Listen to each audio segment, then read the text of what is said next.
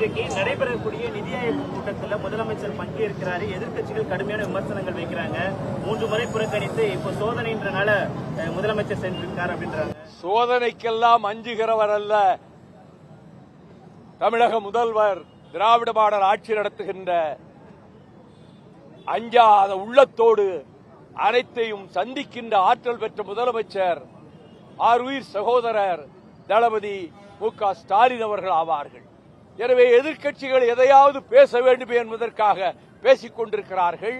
ஆனால் திராவிட முன்னேற்றக் கழகம் இதுவரை இல்லாத புதிய சாதனைகளாக புரட்சிகரமான திட்டங்களை மாணவர்களுக்கு, மகளிருக்கு, வயது முதிர்ந்தோருக்கு, ஓய்வு பெற்றோருக்கு, விளையாட்டு வீரர்களுக்கு, அதைப் போல எல்லா துறைகளிலும் தனி முத்திரை பதித்து அவர் மக்கள் மன்றத்தில், மக்கள் இதயத்தில் சிறப்பான இடத்தை பெற்றிருக்கிறார் முதலமைச்சர்.